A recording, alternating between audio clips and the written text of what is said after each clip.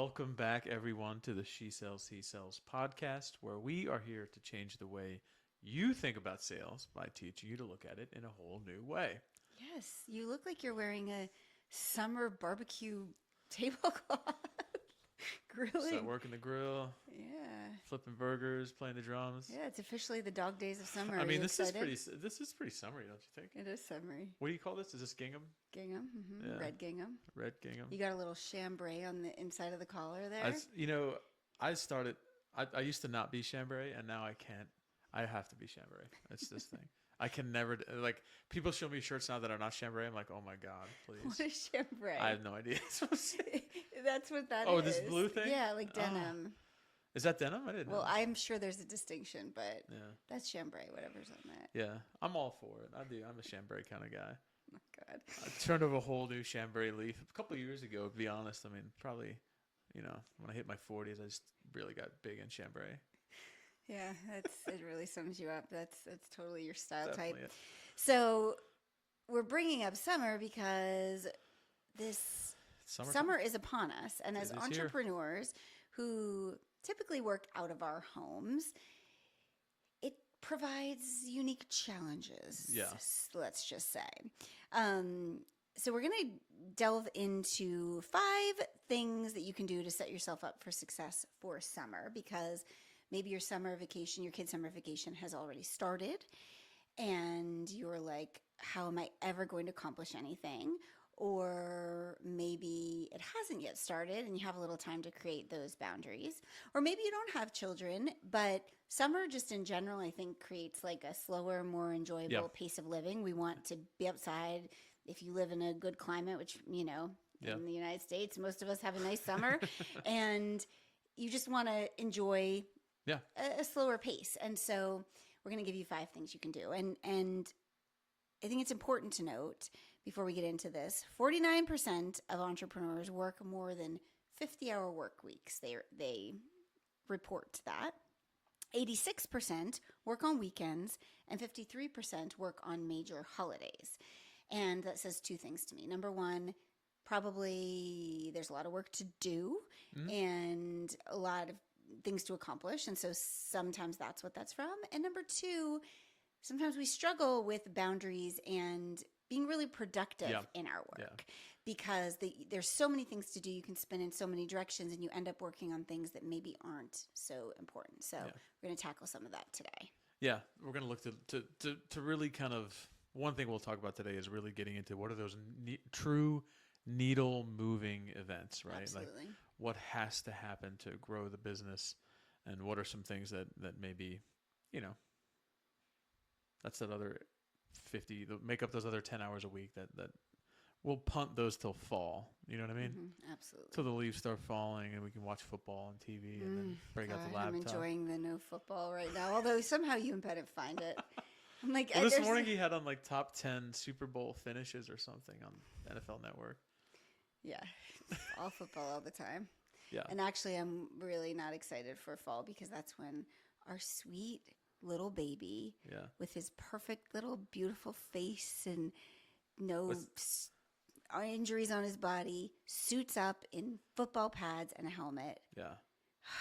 It's an exciting day in his young life, isn't it? I'm dreading it. We'll see how it goes. I'm dreading it. We'll see how it goes.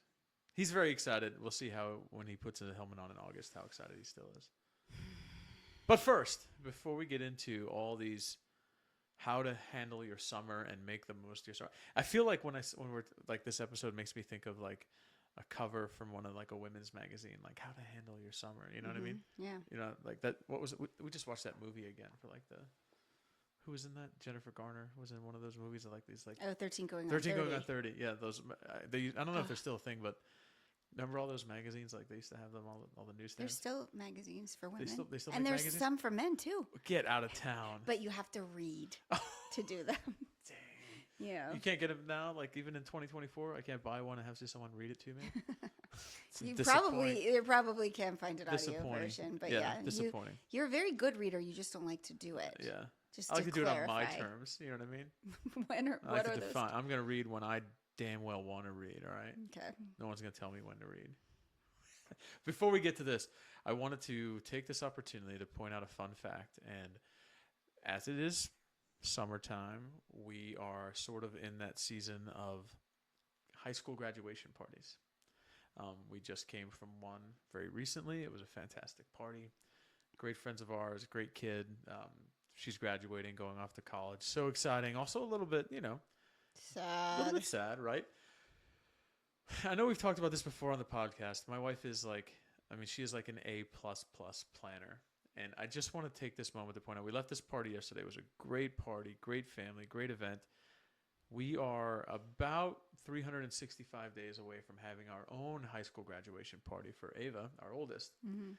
And I don't think I'm exaggerating that one of the first things you asked when we got in the car to drive home is, what was your favorite part of that party? And you in your head started planning of, what are we going to do for next year? Of course. It's a year out, though. Of course. But that's my That'd fun be fact. foolish Is like not the to. ultimate planning ability of Krista is like planning a year out. And there'll be a magical note somewhere that's writing this down. And she'll already be capturing, here's how we're going to do this a year from now. No, there won't be a note, and that's to my fault. I should probably I will now.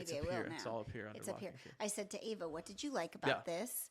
What would you want to have? Like, obviously, she liked everything. It was a great party, but like there were lots of really cool touches. My great friend Jess had incorporated. So I'm like, what things did you really like? She's like, I love that photo wall. I'm like, okay.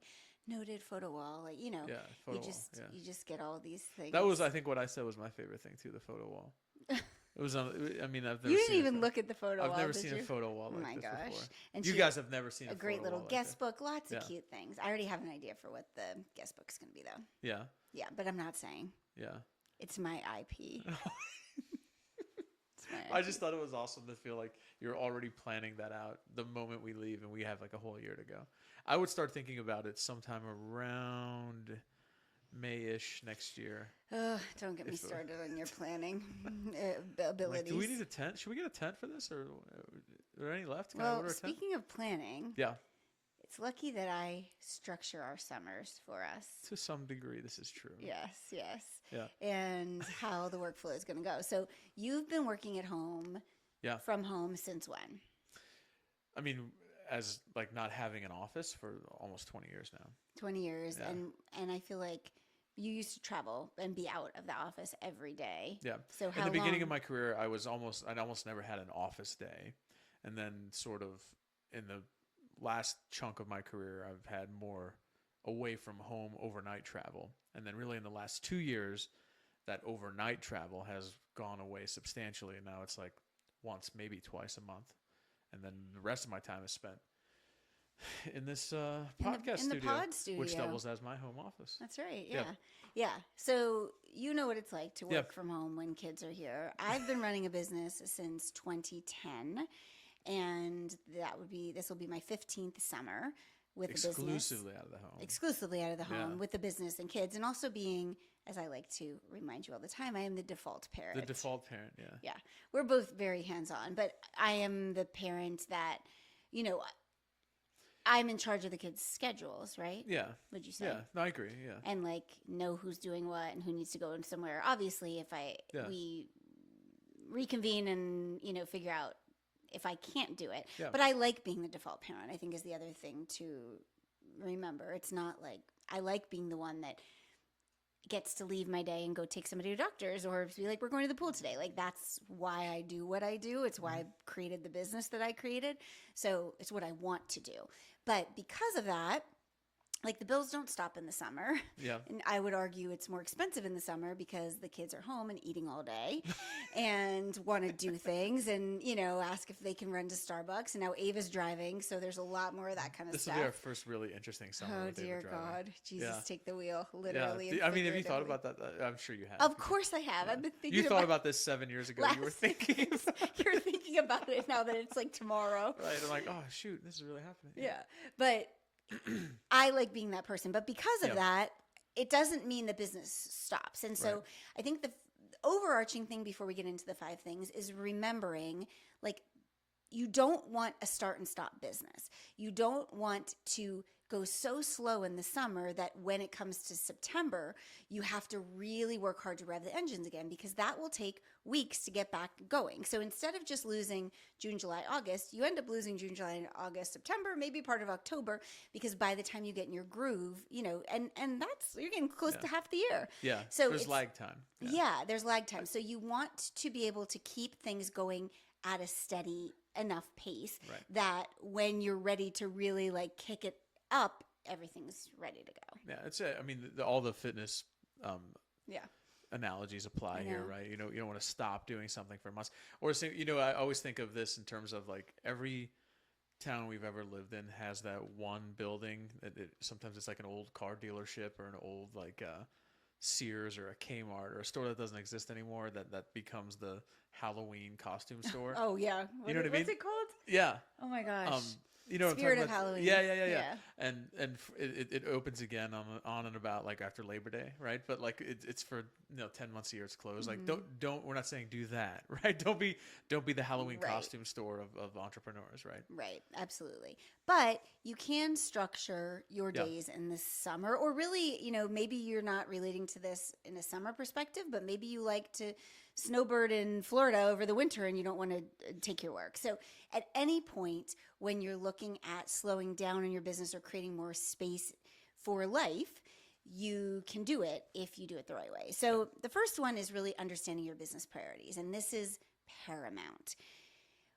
There are so many things we can do as business owners. We talked in the last episode we recorded about SEO. Like I was talking about that. I'm like, I should really focus on SEO. I should focus on getting more business Google reviews. I should focus on getting over on Pinterest. There's so many things we can do. And we drive ourselves absolutely nuts when we chase all of these different things. And I always go back to, in order to have a successful business, you need two things. You need a good product, so a product that actually is legit, that makes somebody's life easier, simpler, better, and you need the ability to sell the product. That's it. So how are you going to sell the product? Probably not developing a new product if you're trying to scale back in the summer, but how are you going to sell it? What are your channels for selling? Do you have email funnels set up? Are you going to show up on Instagram, stories 5 days a week? Do you have sales call? Do you have something moving to that? Like, do you have an opt-in that then leads to something else? What's your methodology? Like, is it in stores? How do you get people to buy the product? Right. Focus on that. Don't get distracted by all of the shiny objects that are thrown our way. Yeah. When you say business priorities, I automatically think of like mission statement, right? Or we've called this in our work together your noble promise, right? What is it that you do, right? And when I think of, I hate to say cyclical business because that's not the way I'm describing this, but when I'm thinking of like boiling away everything and what's my business priority, that should be in my mission statement or my noble promise, right? If it's not in my mission statement or it's not in my noble promise, it's not really a priority, right? It might be important, right? I'm not saying it's not important to focus on other things and develop other things that need developing, but if it's not in your noble promise, if it's not in your mission statement, it's not your business priority, right? That's the way I look at this, right?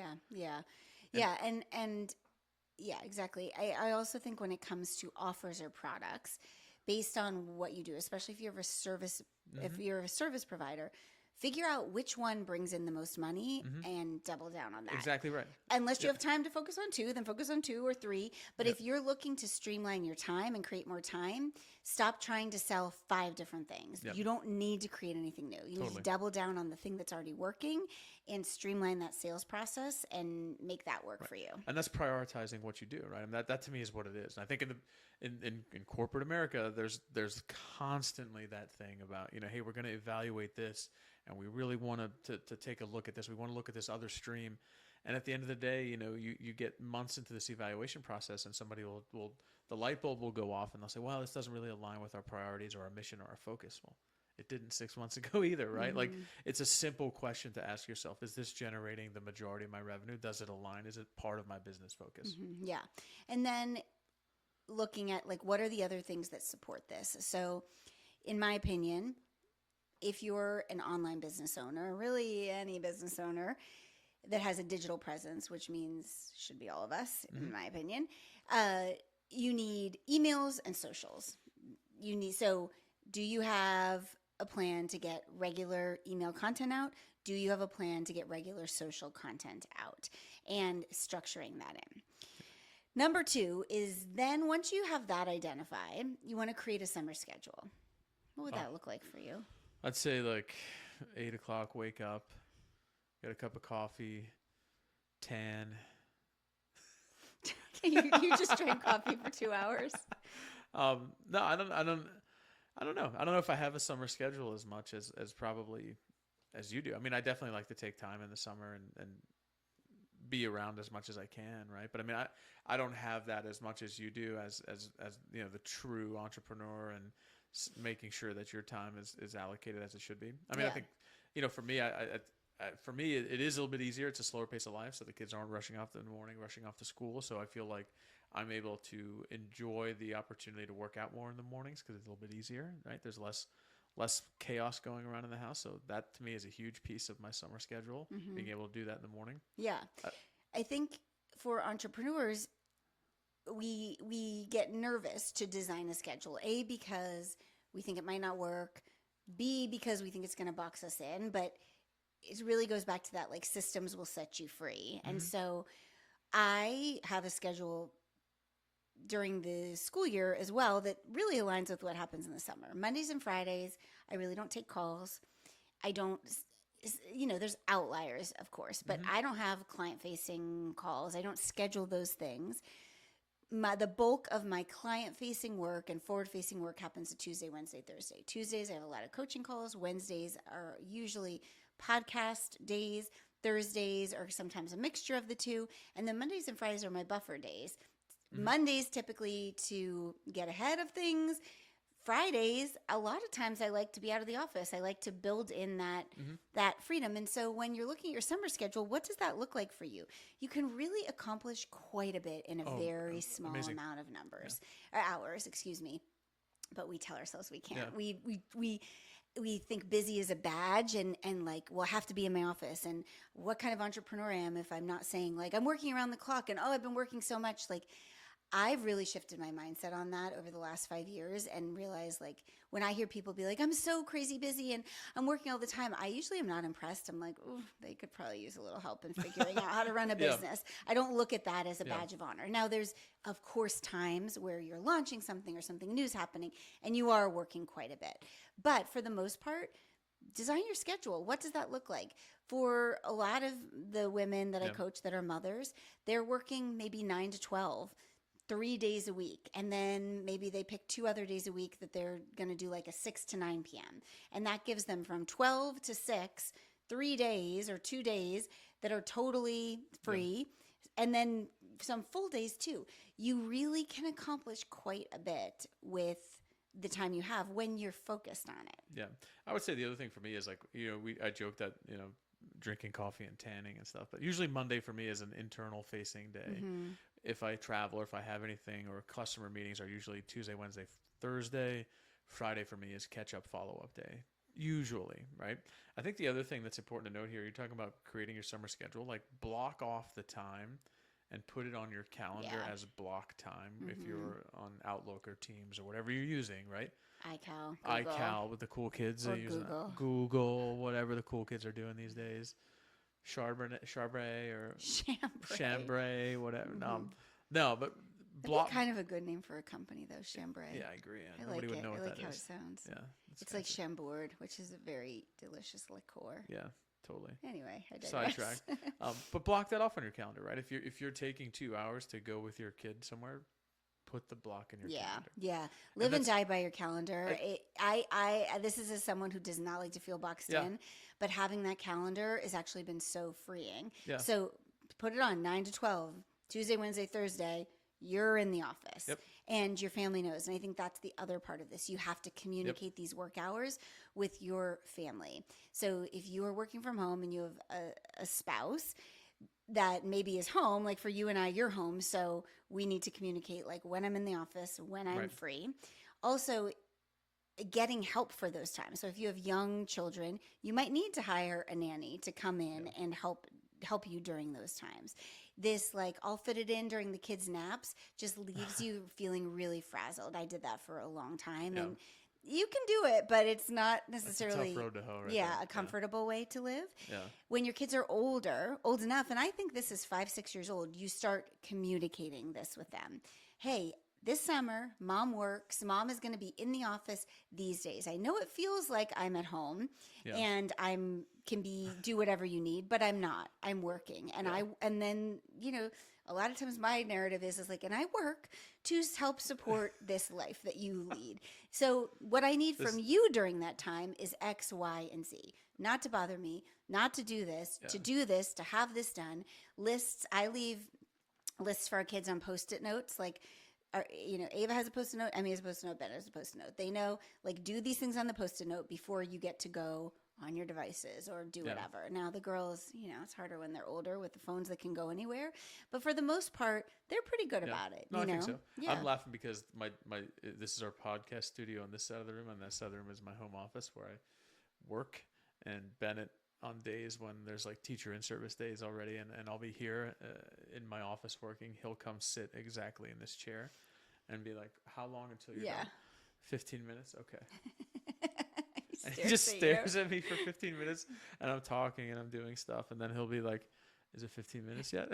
Like, his concept of time is not very strong. It's unreal. It's unreal. So he thinks 15 minutes is like 3 minutes. Yeah. But and then also like create a team mentality around it. And so summer is fun. We like to create a summer list. In fact, I want to do that tonight with our family because it's kind of the last summer. Everyone's all home, which breaks my heart. Oh my gosh, I can't take it. But like the summer list is like, make it fun. So like, all right, I'm going to work till 12. Then we're going to go to the pool. Then we're going to do this. Then I'm yours. I'll go shoot baskets with you, or we can do whatever. Or then I'll drive you to Starbucks and get you a drink. Like whatever it is. And so when there's a reward for them, that is helpful. And sometimes the reward is just, again, like you get to live your life and, you get to have me as your mother. Like that's such a reward in and of Huge itself. Reward. Seriously, but when it becomes a team thing, I think everybody that's feels like they're pulling important. on the rope in the same direction. Yeah. Yeah. So the third one to me, delegate and outsource. This is one I love. And if you've ever spent time in the business world, the amount of folks, it's a revolving door of people all summer long that are taking PTO, right? Everybody's got this week off or that week off or a couple of weeks off or 2 here and there. So there's always people out of the office starting literally now, right? Memorial Day through Labor Day, it happens at every company I've ever been at. But you're still able to get stuff done, right? Because you're able to delegate that to somebody else and sort of outsource that to somebody else. And you're able to, first of all, start with the priorities. What do we have to get done? Because I'm gone doesn't mean the company comes to a screeching halt, right?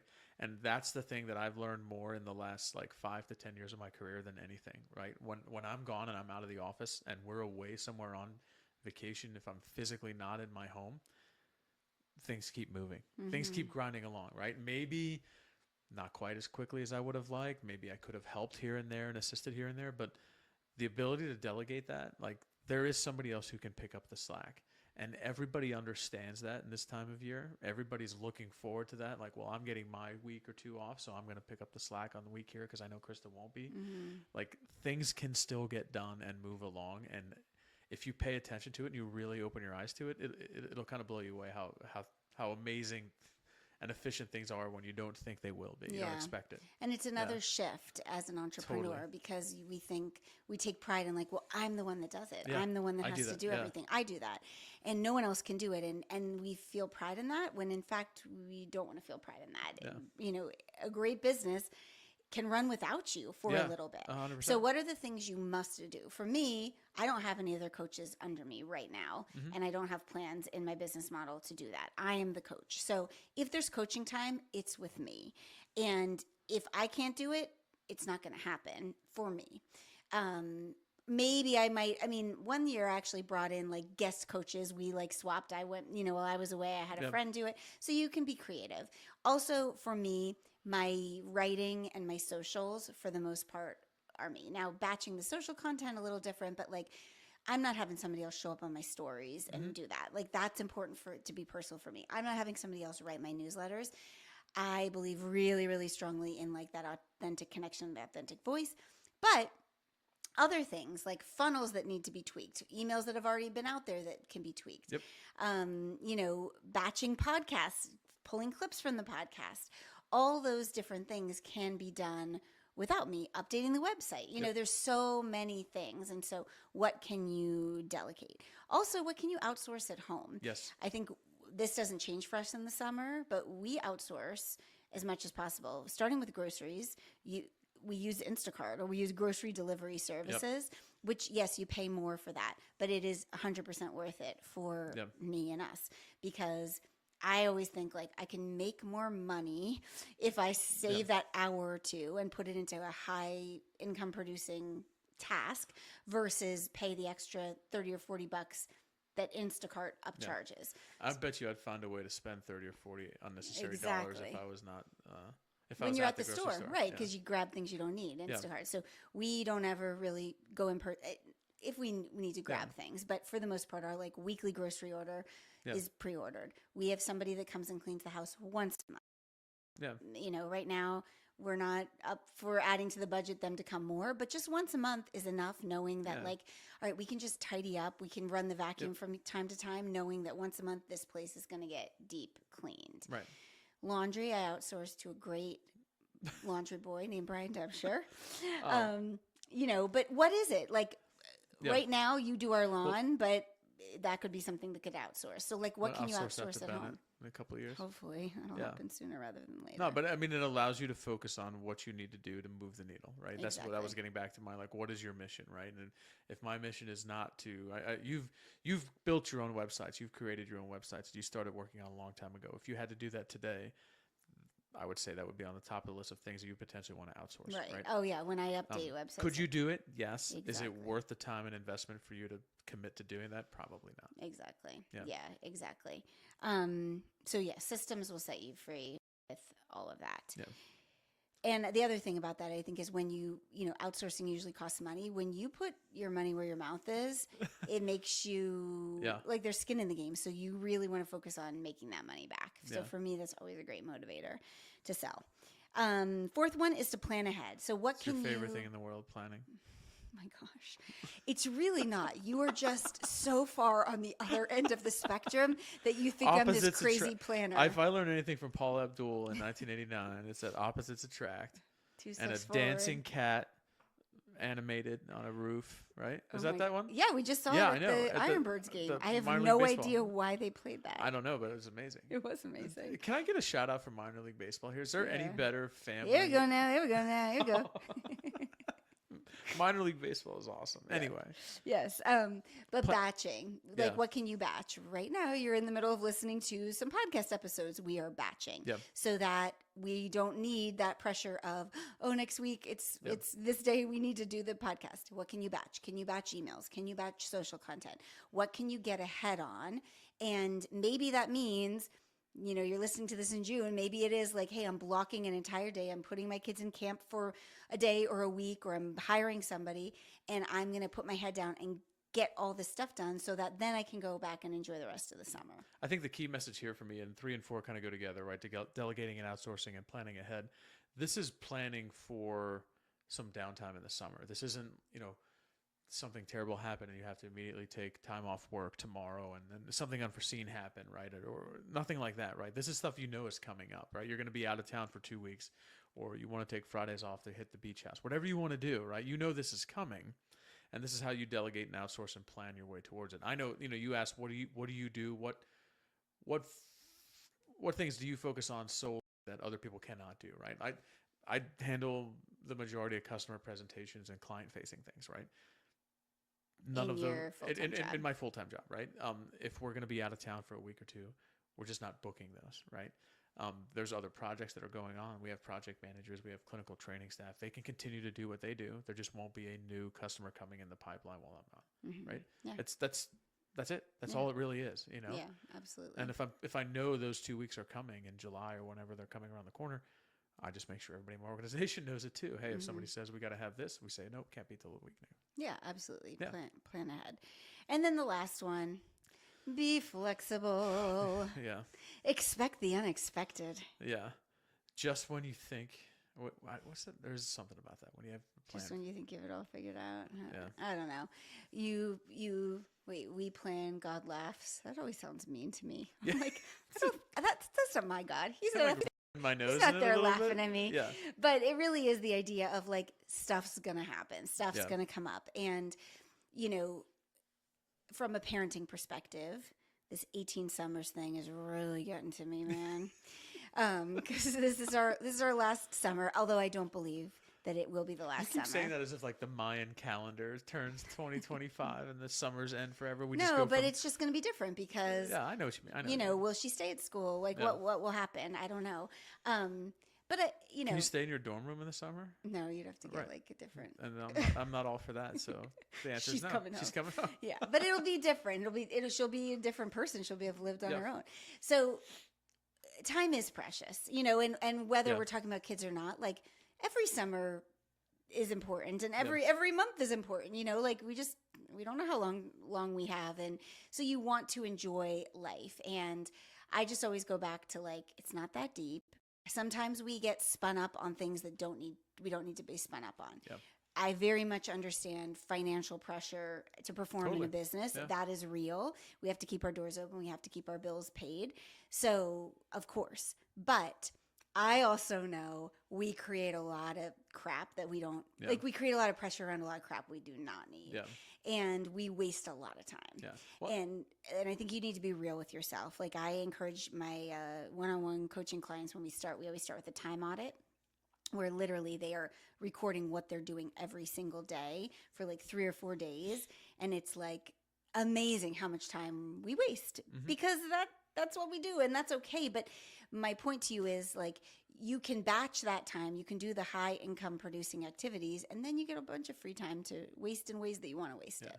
I think two things about that you're if you keep a log of all the things you do when COVID hit and a lot of folks who had not been accustomed to working at home started working from home a lot more frequently, and maybe even today still a lot of people work from home that didn't previously. And I always think it's funny that there was like, well, you're going up and doing a load of laundry, you're going up and making yourself some lunch, you're taking all as if you were in the office that you'd be sitting at your desk working for 8 to 10 consecutive. That's not the case, right? In the office, you're getting up, you're moving around, you're talking to a friend, you're going outside to enjoy the sun for a minute, or getting a coffee or going to the water cooler. I mean, this is normal things, and it's sort of like a battery recharging thing for me to have that human interaction. And the other thing I think of too is like, there's really a self-selection bias to this.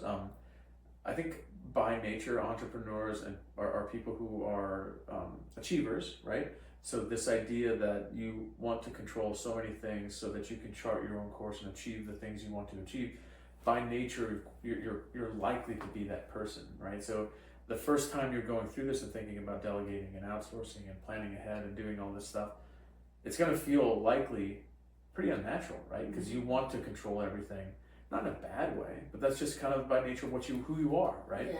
So I think there's a little bit of a learning process to this.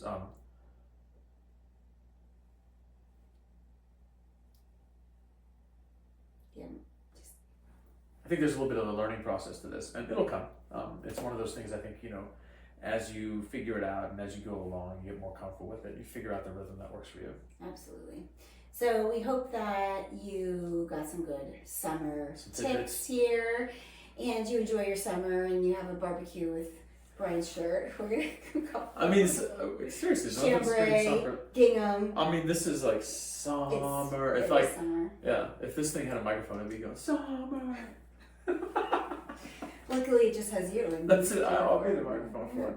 Yeah. All right, everybody. Thanks so much for listening. Hoping you have an amazing summer, and be back with us next week.